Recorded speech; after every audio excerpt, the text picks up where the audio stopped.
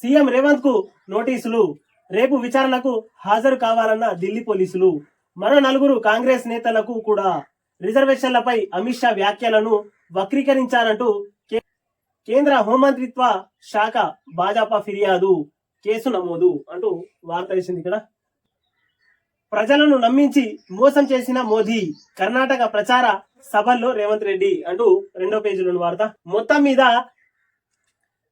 కర్ణాటకలో సేడంలో ప్రచార సభల్లో రేవంత్ రెడ్డి గారు మాట్లాడిన దాని మీద రేవంత్ రెడ్డికి అరెస్టు చేయాలంటూ అమిత్ షా పై ఈయన ఫేక్ వీడియోలు తయారు చేసినట్టు ఈయన పైన ఢిల్లీ పోలీసులను పంపి మిమ్మల్ని ఇన్వెస్టిగేషన్ చేయాలి అంటూ ఢిల్లీ పోలీసులను భాజపా ప్రభుత్వం పంపింది అంటూ వార్త. రేవంత్ కు నోటీసులు, రేపు విచారణకు హాజరు కావాలన్న ఢిల్లీ పోలీసులు. మొత్తం మీద ఢిల్లీ పోలీసులు రేవంత్ రెడ్డికి విచారణ నెపంతో ఢిల్లీ పోలీసులు ఈయనను విచారణకు రావాల్సిందే అంటూ పోలీసులు హాజరు కావాలని ఢిల్లీ పోలీసులు అంటూ వార్త. 2వ పేజీలో వార్త. ఇది 955 టీఎంసీలు అవసరం, బ్రిజేష్ కుమార్ ట్రైబ్యునల్ కు తెలంగాణ నివేదిక. 1144 టీఎంసీలు కావాలన్న ఏపీ. కృష్ణా జిల్లాలో ఉభయ రాష్ట్రాల అవసరాలు 2099 టీఎంసీలు అంటూ వార్త. 2వ పేజీలోని వార్త. ఇది జైలు లేదంటే బెయిలు అంటూ వార్త. ఇండియా కూటమి నేతల పరిస్థితి ఇదే, అవినీతిలో నాడు బారాస నేడు కాంగ్రెస్ అంటూ వార్త లేచింది. ఇక్కడ బీజేపీ అభివృద్ధి సంకల్పం కమలం సొంతం, కొత్తగూడెం మహబూబాబాద్ నిజాంపేట సభలో బీజేపీ నడ్డా అంటూ వార్త.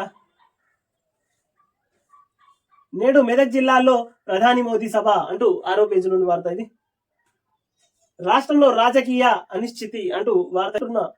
గోదావరి నీళ్లు తరలిస్తామంటున్న మోదీ, సీఎం భాజపా ఎంపీలు ఎందుకు స్పందించలేదు? కేంద్రంలో సంకీర్ణమే నామ మంత్రి అవుతారు, ఖమ్మంలో బారాస అధినేత కేసీఆర్ అంటూ 5వ పేజీలోని వార్త. ఇది మొత్తం మీద రాష్ట్రంలో రాజకీయ అనిశ్చితి అంటూ వార్త హెడ్లైన్ వేసింది. ఖమ్మంలో మాట్లాడుతున్న బారాస అధినేత కేసీఆర్, చిత్రంలో నామా నాగేశ్వరరావు, పువ్వాడ అజయ్, పల్లా రాజేశ్వర్ రెడ్డి, కందాల ఉపేందర్ రెడ్డి అంటూ మొత్తం మీద అక్కడ ప్రచారంలో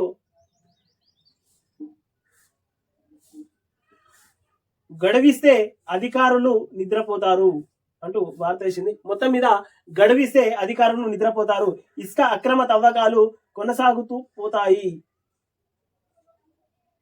ఎన్జిటి ఉత్తర్వులు అమలుపై మే 9 లోపు అఫిడవిట్ దాఖలు చేయాల్సిందే, కేంద్ర పర్యావరణ అటవీ శాఖ, ఏపీ ప్రభుత్వం, జేపీ సంస్థలకు సుప్రీంకోర్టు స్పష్టీకరణ, అక్రమ తవ్వకాలను అడ్డుకోవాలని ఏపీ ప్రభుత్వానికి ఆదేశం అంటూ 16వ పేజీలోని వార్త. ఇది మొత్తం మీద ఇసుక బకాసురులు తెలంగాణ రాష్ట్రంలోనే కాదు ఆంధ్రాలో కూడా అదే పరిస్థితి.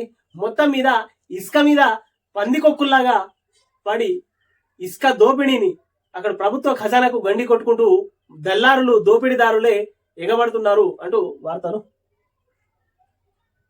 ఖమ్మంలో కాంగ్రెస్ విజయానికి సమిష్టి కృషి అంటూ 6వ పేజీలోని వార్త. కాంగ్రెస్ లో చేరిన గుప్తా అమిత్ అంటూ 6వ పేజీలోని వార్త. కమలం గుట్టికి వెంకటేష్ నేత పెద్దారెడ్డి అంటూ 5వ పేజీలోని వార్త. ఇది 40 రోజుల కాల్పుల విరమణ అంటూ 13వ పేజీలోని వార్త. ఇది కోవిషీల్డ్ తో సైడ్ ఎఫెక్ట్స్ నిజమే, తొలిసారి అంగీకరించిన ఆస్ట్రాజెనికా అంటూ వార్త వేసింది. కోవిషీల్డ్ తో సైడ్ ఎఫెక్ట్స్ నిజమే అంటూ 3వ పేజీలోని వార్త వేసింది. ఇది నమస్తే తెలంగాణ పత్రిక. మన ఓట్లు సీట్లు కావాలి, మన ఇక్కట్లు పట్టవా, ఈ దద్దమ్మలు మనకెందుకు అంటూ వార్త హెడ్లైన్ వేసింది.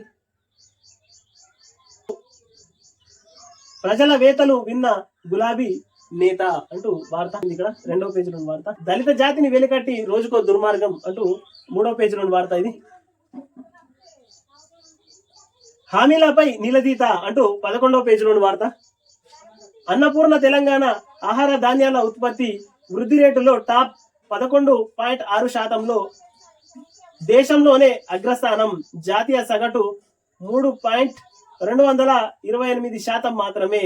పెద్ద రాష్ట్రాలు తెలంగాణ వెనుకే అంటూ 10వ పేజీలోని వార్త ఇది. వెదిరే రాత చెదిరే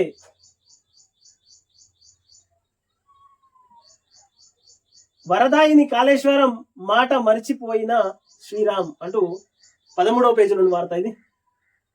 నీళ్లు కరెంటు కోతలకు సాక్ష్యం ఓయూ అంటూ కాంగ్రెస్ బీజేపీ రిమోట్ బాబు చేతిలో అంటూ 11వ పేజీలోని వార్త. సీఎం రేవంత్ కు ఢిల్లీ సమాన్లు అంటూ 11వ పేజీలోని వార్త. 10వ తరగతి ఫలితాలు నేడే అంటూ 13వ పేజీలోని వార్త ఇది. NEET fees internship cut off తేదీ పొడిగింపుకు సుప్రీం నో అంటూ 12వ పేజీలోని వార్త. కేఎన్ఎన్ టీవీని సబ్స్క్రైబ్ చేయండి, షేర్ చేయండి, కామెంట్లు పెట్టండి.